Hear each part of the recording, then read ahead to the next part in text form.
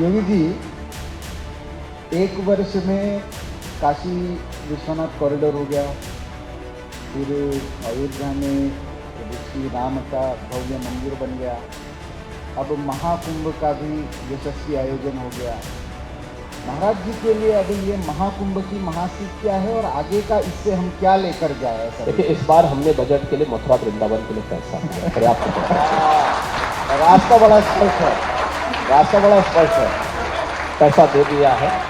हमारा कार्य आगे बढ़ने वाला है और ये कार्य होंगे। देखिए, जब अवसर मिलता है तो चूकना नहीं चाहिए। आपने तो जिस समय बाकी आपदा देख रहे थे तब भी आपने अवसर में उसे तब्दील किया था। देखिए, उस समय जनता जनार्दन की सेवा और उनका संबंध महत्वपूर्ण था, क्योंकि हम लोग बैठे हैं। मुझे प्रधानमंत्री मोदी जी ने, हमारी पार्टी ने यहाँ दिखाया है, लेकिन असली बात तो जनता जनार्दन का है। तो जनता जनार्दन के साथ उस संकट के दौरान जब दुनिया पस्त हो रही थी तो हम मजबूती के साथ खड़े हो गए। तो वह अवसर था जब हमें उनके साथ खड़ा होना था। हमने कहा, भाई हम लोग हैं, चिंता मत करिए, पहले कोरोना हमसे लड़ेगा तब आप लोगों से लड़ेगा। हम लोग खड़े हैं और जब अवसर आया है तो दुनिया मुझे कुछ भी सोचे मेरे बारे में। ये सच है, मैंने भगवत बाना धारण किया, ये मेरी पहचान है, हमारे सनातन की पहचान भी है। मुझे तो इससे गौरव की अनुभूति होती है और एक दिन पूरी दुनिया पहने की देखना। और वहां की अन्य प्रमुख हस्तियां इस आयोजन का हिस्सा बनी थी और महाकुंभ में भागीदार बनकर के इस अद्भुत अकल्पनीय क्षण के वे स्वयं साक्षी बने थे। जब पहली बैठक हुई थी तो उस समय से मुझे ध्यान में है, आप टीम के बारे में बोल रहे थे, कलेक्टिव एफर्ट के बारे में बोल रहे थे। सरकार तो वही रहती है, राज्य वही रहता है। क्या ऐसा आपने अलग किया इस आयोजन में कि जिससे भी मिलते थे, 4 दिन मैं भी रहा या जो भी आते थे उनको पूछा तो उन्होंने कहा, नहीं, उत्तर प्रदेश पुलिस का व्यवहार अलग है, उत्तर प्रदेश में प्रशासन जो हमको सूचना भी कर रहे नहीं, यहां से नहीं जाना है, तो भी बड़े आदर के साथ, सम्मान के साथ। क्या ऐसा परिवर्तन हुआ कि उसी राज्य की व्यवस्था थोड़ा सा अलग तरीके से व्यवहार करने लगी? देखिए, हमने नवंबर 2022 में पहली बैठक की थी महाकुंभ की दृष्टि से, और जब 2022 में हमने बैठक की थी तो उसके बाद हमने टारगेट दिए थे पहले से, क्योंकि केवल एक आयोजन नहीं, हम लोग इस जितना भी आयोजन होता है एक टेम्परेरी सिटी में होता है, अस्थायी शहर में होता है, लेकिन नाम तो प्रयागराज का है। जो अस्थायी शहर होता है ये अपने आप में एक जनपद बनता है, इसको एक जिला का रूप दिया जाता है, इसमें बाकायदा तैनाती की जाती है अधिकारियों की। तो हम लोगों ने 1 वर्ष पहले ही उन अधिकारियों की तैनाती वहां कर दी थी। 2022 नवंबर के बाद से हमने अधिकारियों की तैनाती भी वहां कर दी थी और उन्हें होमवर्क करने के लिए होमवर्क करें क्या क्या होना है, क्योंकि हमारी सपोर्टिंग सिटी जो कोई हो सकती है वह प्रयागराज होती है। फिर प्रयागराज के बाहर के नेबरिंग डिस्ट्रिक्ट हैं, इनमें ऐसा कौन सा इंफ्रास्ट्रक्चर डेवलप होना है जिसको हम महाकुंभ के पहले पूरा कर सकें, उसकी प्लानिंग, फिर उसके लिए धनराशि की व्यवस्था करना और कार्य को समयबद्ध तरीके से आगे बढ़ाना। देखिए, 2019 के पहले का प्रयागराज और 2019 के बाद का प्रयागराज व्यापक परिवर्तन दिखता है। सिटी की कायाकल्प हुई है और इस सिटी की कायाकल्प के लिए हम लोगों ने जब देखा, देखिए पब्लिक के विश्वास पे जब आप खरा उतरते हैं तो पब्लिक सपोर्ट मिलता है। जब आप उसके विश्वास के साथ धोखा करते हैं तो पब्लिक भी विद्रोह करने को उतारू होती है। प्रयागराज के साथ ऐसे ही होता था, क्योंकि वहां डेवलपमेंट तो नहीं किया। 2019 के पहले वहां पे पूरी प्रयागराज सिटी जो हमारी पौराणिक सिटी है, हजारों वर्षों से कुंभ और महाकुंभ के आयोजन के साथ जुड़ी रही है, देश और दुनिया जिस महाकुंभ के साथ जुड़ करके अपने पूर्वजों की परंपरा के साथ जुड़ने के लिए आती है, पुण्य का भागीदार बनने के लिए आती है, उस पावन सिटी में पिछली सरकारें माफिया के हवाले उस पावन सिटी को करके, उस शहर को करते हुए एक माफिया राज पैरेलल वहां पे संचालित कर रही थी। प्रयागराज में ये माफिया हावी थे। कौन पाले थे इन माफियाओं को? ये लोग कोई भी कार्य नहीं होने देते थे, इसलिए वहां का विकास ठप पड़ा हुआ था। कोई सोचता ही नहीं था कि दुनिया का पहला गुरुकुल देने वाले महर्षि भारद्वाज की पावन नगरी अंधकार में डूबी हुई है, अव्यवस्था की शिकार है, अराजकता की शिकार है। कोई सोच सकता था कि गुलामी के कालखंड में जिस पवित्र अक्षयवट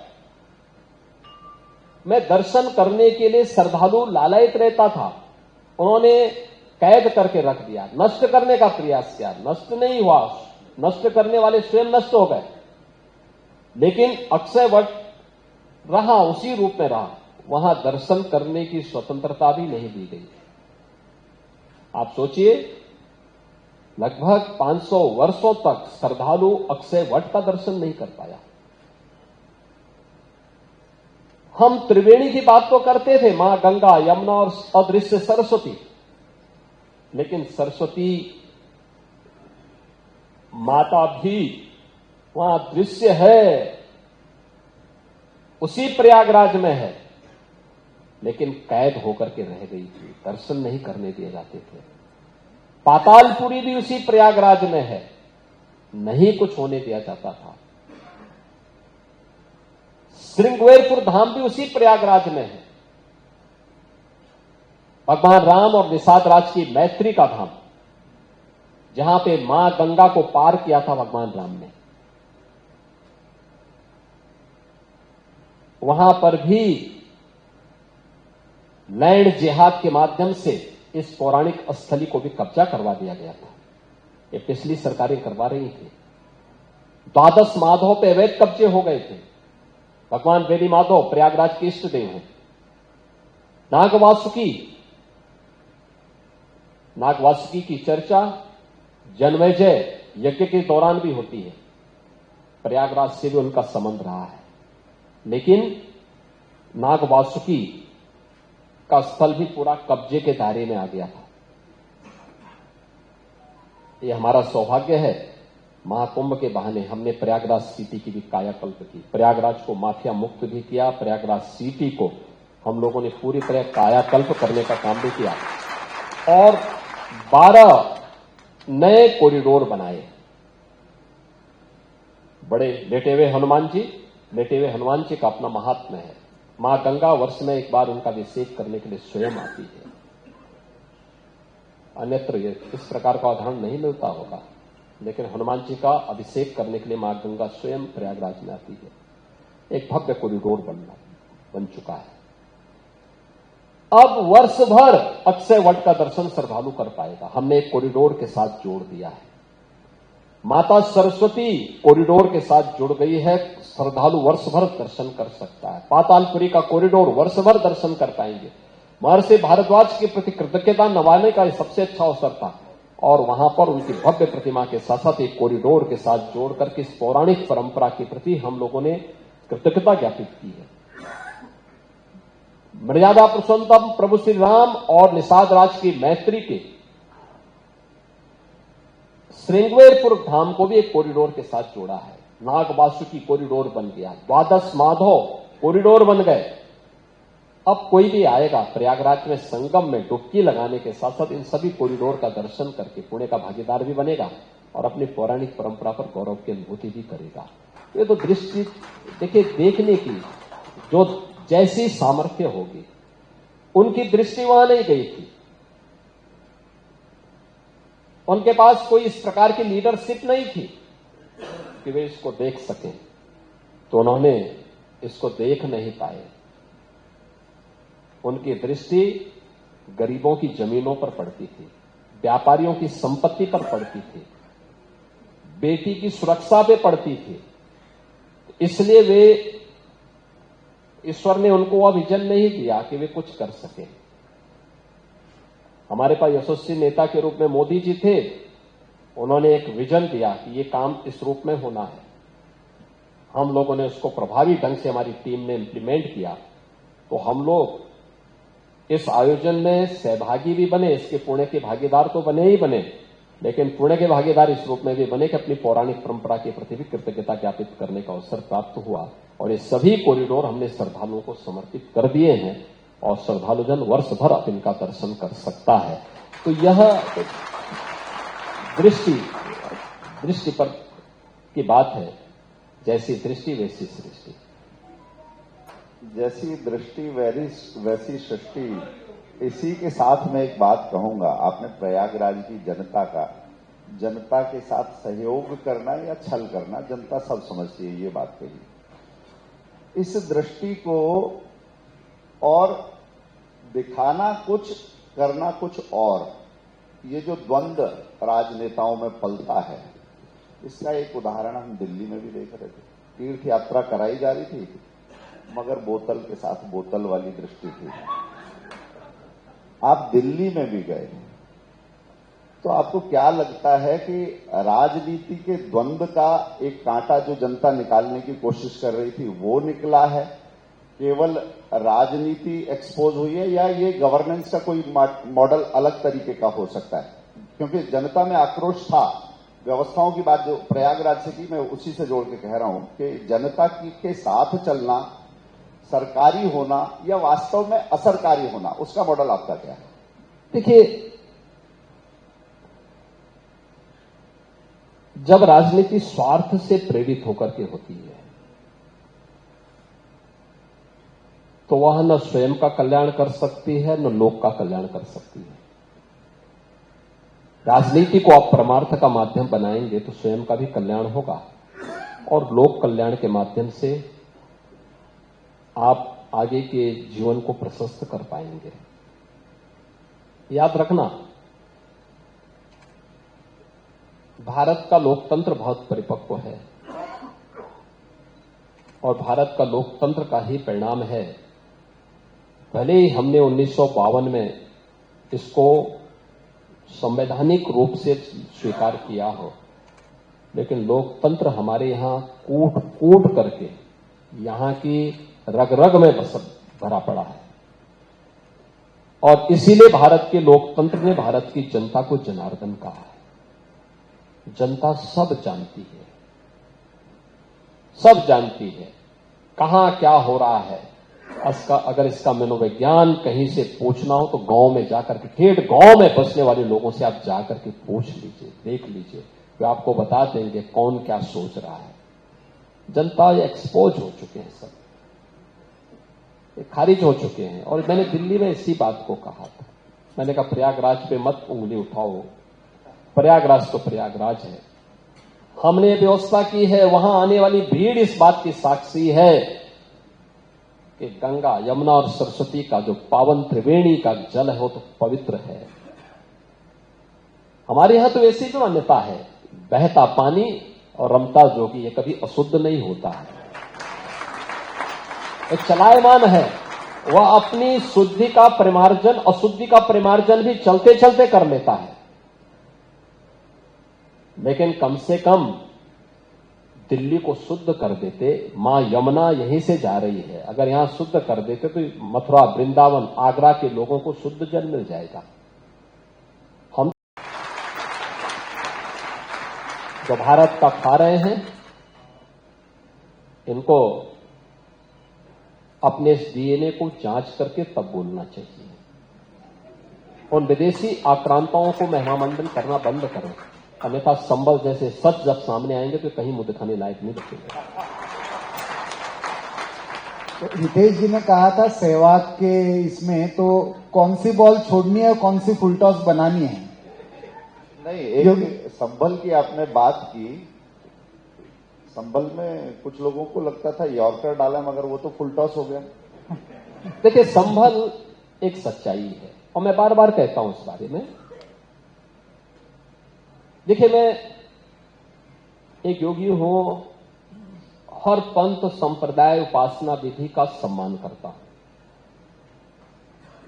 देखिए, अब गोरक्षपीठ में आएंगे, आप देखेंगे कोई भेदभाव किसी के साथ नहीं होता। एक पंगत में सारे लोग भोजन लेते हैं,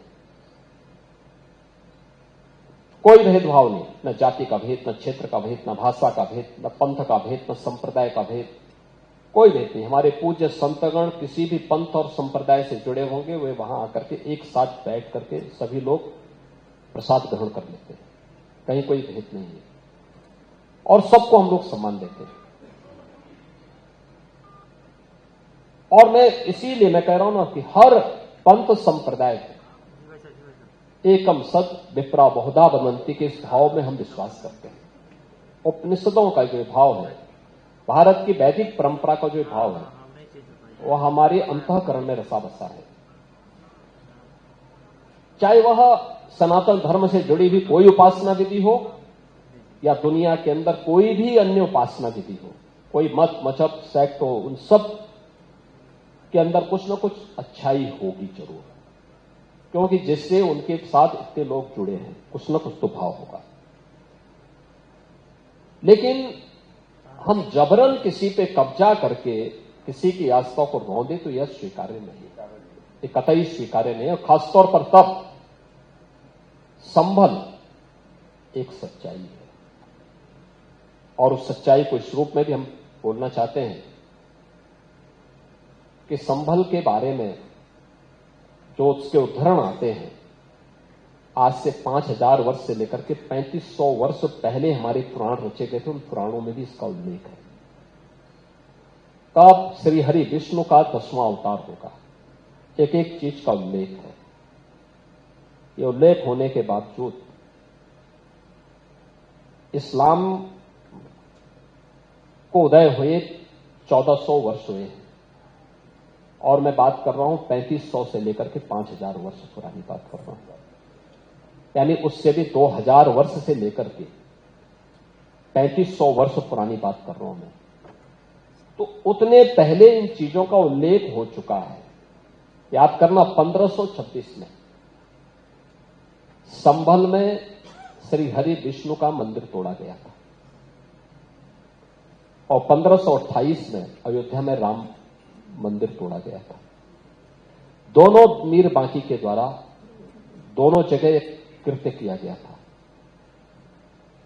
यह एक सच्चाई है। दूसरा है संभल का महत्व। संभल एक तीर्थ रहा है, 68 तीर्थ थे वहां पे, अभी हम केवल 18 निकाल पाए हैं वहां पे, जो हमारे कार्य चल रहे हैं 18 हम निकाल पाए हैं। 19 कूप थे, 19 के 19 कूप हम लोगों ने निकाल लिए हैं, जिसमें उत्खनन का काम हम करा रहे हैं। आपने देखा होगा 56 वर्ष के बाद पहली बार वहां शिव के मंदिर, भगवान शिव के मंदिर में जलाभिषेक का कार्य हो पाया है। क्या कर रहे थे लोग? जो ठेका ले लिए हैं तमाम जाति के नाम पे बांटने का, क्या कर रहे थे वहां पे? आप तो पुराना इतिहास ले आते हैं, वो कहते हैं, इसीलिए शायद कहते हैं कि कागज नहीं दिखाएंगे। नहीं, कागज तो हम दिखा ही रहे हैं, हमारे पास तो।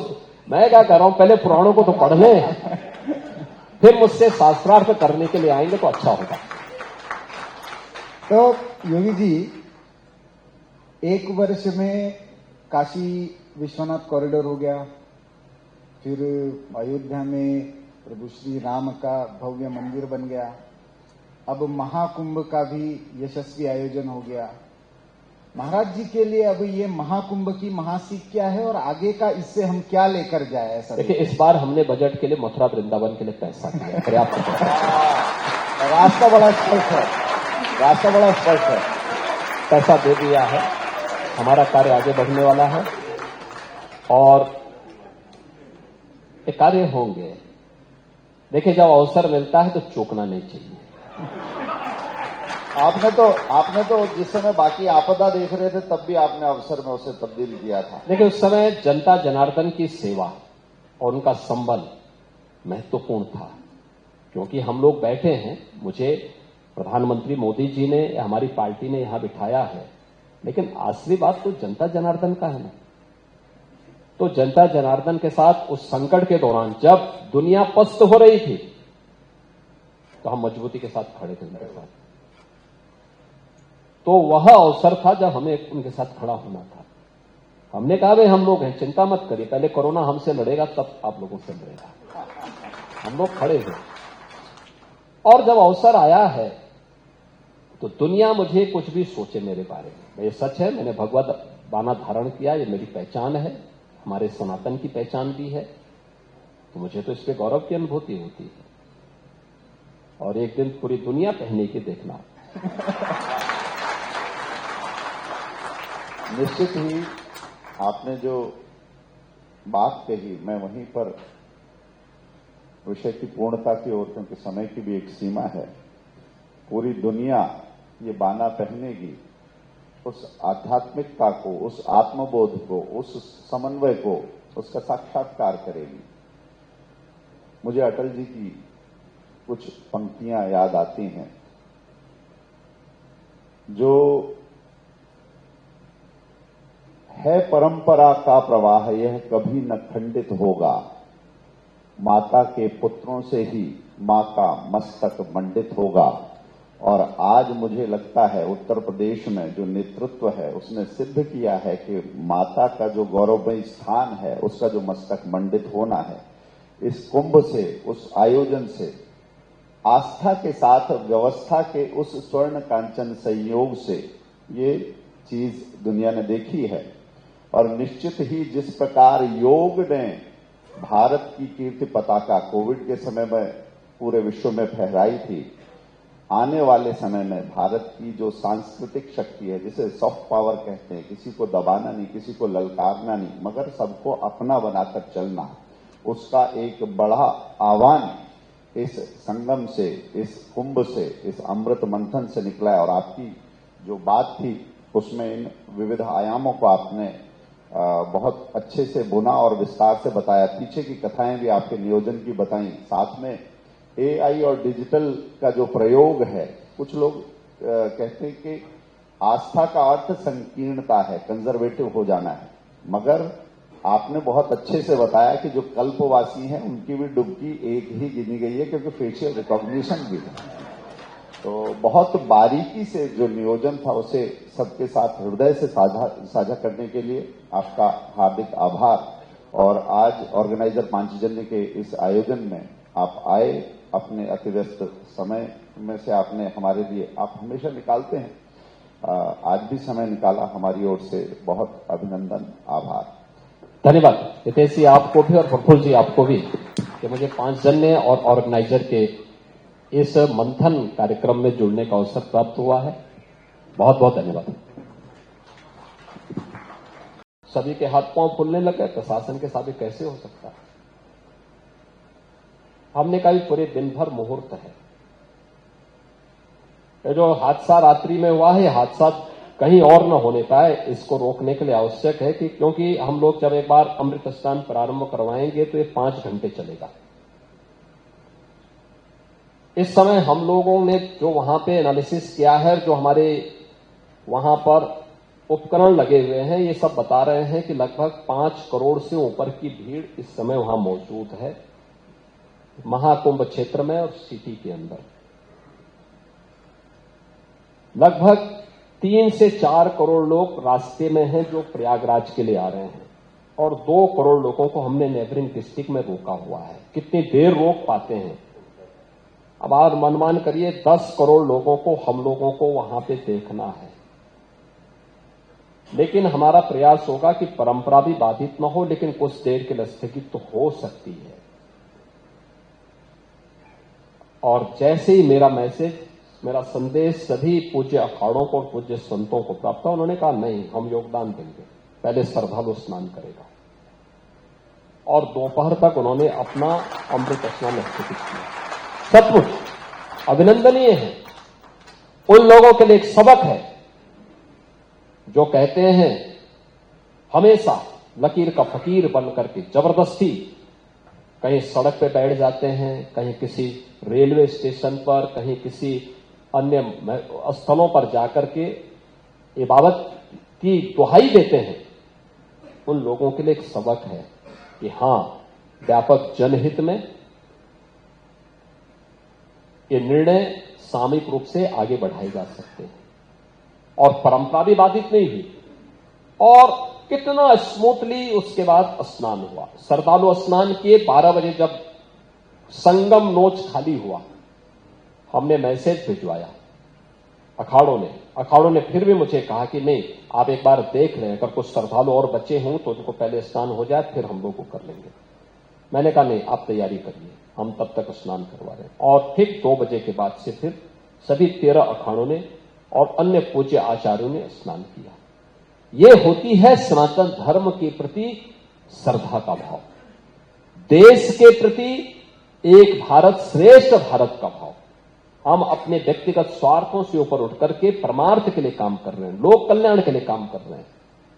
जनता का हित जिसमें होगा, देश का हित जिसमें होगा, सनातन धर्म की ध्वज पताका जिसके ऊपर पहुंचेगी, उसके लिए हम कार्य करेंगे। सभी पूज्य अखाड़ों ने, पूज्य संतों ने ये उदाहरण मौनी अमावस्या के दिन करके दिखाया और मैं सचमुच उनका आभारी हूं, क्योंकि आयोजन की जिम्मेदारी मेरे ऊपर थी और उस आयोजन को सकुशल संपन्न कराने की जो जिम्मेदारी हमारे ऊपर थी, उसमें ये निर्णय बहुत महत्वपूर्ण था और उसमें उन्होंने सबने अपना योगदान किया। ये औरों के लिए उदाहरण है जो टिप्पणी करते हैं हमारे पूज्य संतों पर, तो ये संवाद का परिणाम है। हम उन पूज्य संतों की भावनाओं का सम्मान करते हैं, उनकी साधना और उनकी सिद्धि को परिणाम करते हैं, लेकिन सरकार के स्तर पर जो भी कुछ हो सकता था, हम लोगों ने अपने स्तर पर उसमें उनके साथ मिलकर के जो भी आयोजन हम करते थे, जो भी कार्यक्रम करते थे, इसमें उनको विश्वास में रखते थे। उनके मन में यही उनकी अपेक्षा थी कि आयोजन पूज्य संतों का है, श्रद्धालुओं का है, सरकार को पीछे से सपोर्ट करने के लिए उनके साथ खड़ी है। मैंने पहले दिन ही कहा था, मैंने कहा भी देखो, ये हम अपनी नैतिक जिम्मेदारियों का निर्वहन करने के लिए आए हैं। ये इंफ्रास्ट्रक्चर देना, ये सब व्यवस्था करना, पेंटून ब्रिज देना, चेकर्ड प्लेट देना, टेंटेस देना, पेयजल की व्यवस्था करना, स्ट्रीट लाइट देना, ये सब हम लोग कर रहे हैं इसलिए क्योंकि हमारी जिम्मेदारी है। लेकिन आयोजक भी और इस आयोजन को सफल बनाने की जिम्मेदारी तो पूज्य संतों के पास है, अखाड़ों के पास है और श्रद्धालुओं के पास है। संतों को नेतृत्व देना है, श्रद्धालु उसका अनुसरण करेगा और सरकार उसको फॉलो करेगी कि हाँ ये चीजें होनी है, उसको फॉलो अप करने का काम सरकार करेगी। और मुझे अच्छा लगा कि उन्होंने इस जिम्मेदारी का निर्वहन पूरी प्रतिबद्धता के साथ किया। जब भी हम सहयोग मांगते थे, वे लोग सहयोग करते थे, हर प्रकार का सहयोग करते थे। तो मेरे भगवा बाना का यह लाभ तो हुआ कि संतगण ही सहयोग करते थे। औरों को कितना करें मैं नहीं कह सकता, लेकिन मुझे उनका भरपूर सहयोग मिला और उसी का परिणाम था कि इतने बड़े आयोजन को इस भव्यता के साथ हम कर पाए और सनातन धर्म के बारे में देश और दुनिया को उसका विराट स्वरूप प्रयागराज महाकुंभ में देखने का अवसर पाता। योगी जी, एक तरफ आस्था के साथ व्यवस्था का ये संगम था। कुछ लोग कहते हैं कि भाजपा जब होगी तो विकास नहीं होगा, प्रबंधन नहीं होगा, प्रशासन नहीं होगा, हिंदू मुस्लिम नहीं होगा।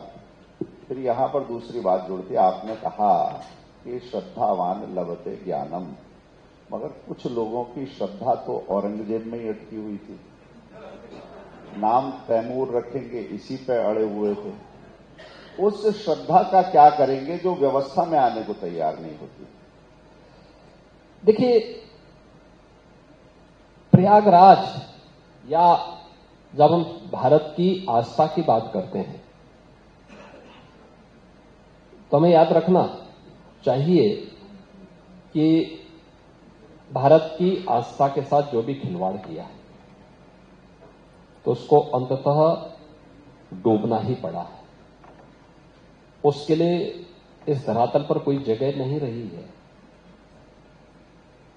और बड़ी दुर्गति हुई है, क्योंकि भारत की सनातन धर्म की परंपरा तो इस साक्षात जगन नियंता की स्मृतियां भी हैं प्रयागराज के साथ। ये साक्षात जगन नियंता की सृष्टि है, उसके द्वारा संचालित सांस्कृतिक विरासत है। प्रयागराज की आप बात करते हैं या इस आयोजन की बात करते हैं तो संस्कृति भी समृद्धि का आधार बन सकती है, यह हमने दिया। प्रयागराज ने दिया है, काशी ने दिया है, अयोध्या ने दिया है। आस्था आजीविका का आधार बन सकती है बिना भेदभाव के।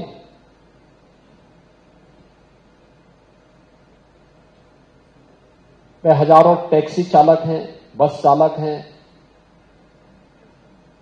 या फिर एरोप्लेन के पायलट हैं, या कर्मचारी हैं, या व्यापारी हैं, अलग अलग तबके के हैं। किसी की कोई जाति देख रहा है क्या? किसी का मत और मजहब देख रहा है? ये सब जाति मत मजहब से जुड़े हुए लोग हैं, सभी लोग हैं, कोई भेदभाव किसी के साथ नहीं। तो आजीविका इस आस्था से पनपी है, तो भेदभाव उसमें किसी के साथ नहीं हुआ, और हर व्यक्ति ने उसके अनुरूप वहां पर आस्था का जिसने सम्मान किया, उसने उतनी ही अर्थव्यवस्था के साथ भी जुड़ा, उतना ही उसने आर्थिक लाभ भी वहां कमाया। ढेर सारे उदाहरण प्रयागराज के माध्यम से आप देख सकते हैं। जहां तक दृष्टि है उन लोगों की जो भारत की सनातन धर्म की परंपरा पर, भारत के इस सनातन संस्कृति पर विश्वास न करके इसके विरुद्ध षड्यंत्र करने वाले लोगों को महिमा मंडन करने का प्रयास कर रहे हैं, तो उन लोगों को उसकी दुर्गति भी देखनी चाहिए। मुझे नहीं लगता है कि कोई व्यक्ति बहुत शुद्ध भाव के साथ इस बात को कह रहा हो। देखिए, मानसिक रूप से विकृत कोई व्यक्ति ही औरंगजेब को अपना आदर्श बना सकता है। मुझे नहीं लगता है कि कोई मानसिक रूप से परिपक्व व्यक्ति या बुद्धिमान व्यक्ति औरंगजेब जैसे क्रूर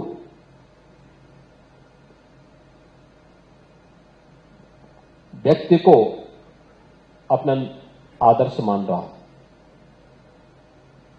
और अगर यह सच है कि वह पूरे अपने विवेक से इस बात को बोल रहा है, तो फिर उसको अपने पुत्र का नाम सबसे पहले औरंगजेब रखना चाहिए, और फिर औरंगजेब के द्वारा शाहजहां के साथ जो व्यवहार किया गया उसको लिए भी भुक्तभोगी होने के लिए भी तैयार होना चाहिए, उसके लिए तैयार रहना चाहिए। मुझे लगता है कि औरंगजेब के बारे में किसी और से क्यों बुलवाना चाहते हैं? शाहजहां स्वयं लिखता है, शाहजहां ने अपनी जीवनी में इस बात का उल्लेख किया है कि इस जैसा कमबख्त पुत्र किसी को पैदा न हो।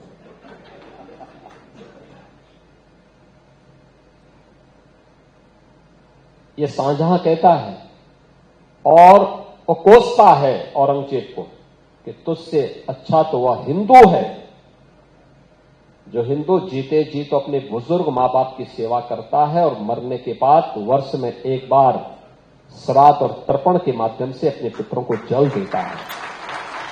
तो जैसे कमबख्त ने तो मुझे एक एक बूंद जल के लिए तरसाया है। कहते हैं जब उसने आगरा के किले में कैद करके रखा था शाहजहां को, एक मिट्टी के छोटे से घड़े में 24 घंटे के लिए जल मिलता था। तड़प तड़प करके उसकी मौत हो गई। औरंगजेब वही व्यक्ति है जिसने अपने भाई को कत्लेआम किया था। अगर किसी को औरंगजेब पसंद है तो रखें, बहुत शान से अपने परिवार के लोगों का नाम, अपने बच्चों का नाम रखें। मैं उनको उनको मुबारकबाद दूंगा, इसके बारे में बधाई दे दूंगा उनको कि तुमने अच्छा किया, अब इसका परिणाम भी भुगत लो।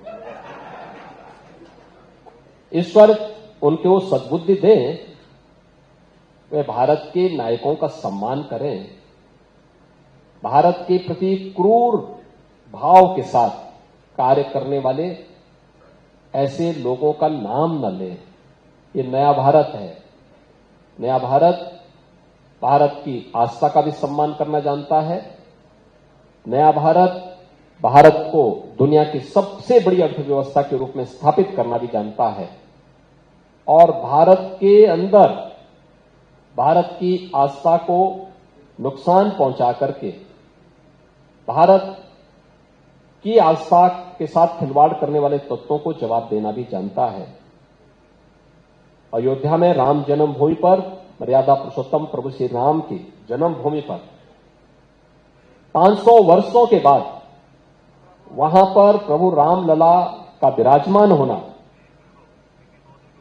2024 में यह कार्य होना, जनवरी 2024 में और जनवरी 2025 में महाकुंभ प्रयागराज का आयोजन इसके उदाहरण हैं। और आने वाले समय में ऐसे बहुत सारे उदाहरण उन लोगों को देखने को मिलेगा। मुझे लगता है कि उन सभी लोगों को मैं कहूंगा, समय आ गया है, ये पूरी सदी भारत की सदी है, दुनिया भारत का अनुसरण कर रही है। भारत के प्रधानमंत्री के रूप में मोदी जी दुनिया के अंदर जहां जा रहे हैं, पूरी दुनिया उन्हें हाथों हाथ लेकर के उनके सम्मान के माध्यम से अपने आप को अभिभूत करके गौरव की अनुभूति करती है। नया भारत एक नई दिशा में आगे बढ़ चुका है, विकसित भारत बनने की ओर अग्रसर है और विश्व के कल्याण का मार्ग यहीं से प्रशस्त होगा। अच्छा होगा कि उन लोगों को अपने पूर्वजों को ढूंढना पड़ेगा और उनके लिए सबसे अच्छा उदाहरण अभी हाल ही में इंडोनेशिया के राष्ट्रपति के द्वारा जो बयान दिया गया, बहुत महत्वपूर्ण बयान है। इंडोनेशिया दुनिया में सर्वाधिक मुसलमान रहता है। इंडोनेशिया को जो नेशनल फेस्टिवल है वो रामलीला है। करेंसी जो वहां की चलती है, मुद्रा जो चलती है वहां की, वह गणपति के नाम पे चलती है। एयरलाइंस गरुड़ के नाम पर है, भगवान विष्णु की सवारी।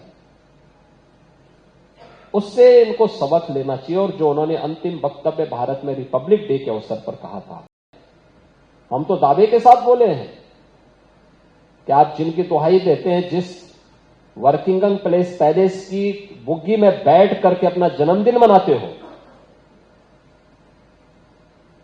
उस ब्रिटेन ने कानपुर सिटी को, यूपी के उत्तर प्रदेश के अंदर 1000 किलोमीटर की दूरी तय करती है मां गंगा। और इस 1000 किलोमीटर के दायरे में जो सबसे क्रिटिकल पॉइंट था वो कानपुर था। अकेले कानपुर के सीसामऊ में 14 करोड़ लीटर सीवर गंगा में गिरता था। डबल इंजन की भाजपा की सरकार आई, नमामि गंगे परियोजना में प्रदेश सरकार को पहले भी पैसा मिल रहा था, समाजवादी पार्टी की सरकार ने नहीं लागू किया। हमारी सरकार आई, हमने 2 वर्ष के अंदर एसटीपी लगा करके जो पहले सिवर पॉइंट था, जिसको सेल्फी पॉइंट बना दिया है। आज वहां एक बूंद सिवर नहीं गिरता है गंगा में भी। और वहां पर मैं स्वयं भी नौका लेकर के गया था, स्टीमर लेकर के गया था, प्रधानमंत्री जी भी गए थे। आप सोचिए, यह है कार्य करने की सामर्थ्य। ये लोग क्या बोलेंगे शुद्धता के बारे में? जो नख से सिर तक अशुद्ध हो, नकारात्मक हो, तो शुद्धता की दुहाई दे रहे हैं। तो मां गंगा तो पवित्र है और पवित्र रहेगी भी, लेकिन दिल्ली के अंदर दिल्ली की जनता जनार्दन ने उसका जवाब उन लोगों को जरूर दिया है जो त्रिवेणी के शुद्धता पर प्रश्न खड़ा कर रहे थे। और जो कह रहे थे कि यमुना की सफाई से वोट नहीं मिलते, यानी यमुना की सफाई करनी है तो जनता जनार्दन ने तय कर दिया ना, कैसे साफ करेंगे, क्या सफाई कैसे होती है। योगी जी, हमारे अंग्रेजी के जो मित्र हैं मीडिया में और खास करके विदेशी एजेंसियों में जो बैठे हुए हैं, क्योंकि मैं एक एनालिसिस कर रहा था भारत के अन्य भाषाभाषियों में हुआ महाकुंभ का कवरेज और विदेशी, और उनका आपके प्रति विशेष प्रेम है विदेशी मीडिया का। तो वो कभी सैफरन क्लैड कहते हैं, कभी the person behind Ram Janmabhoomi movement कहते हैं, प्रोडक्ट ऑफ राम जन्मभूमि।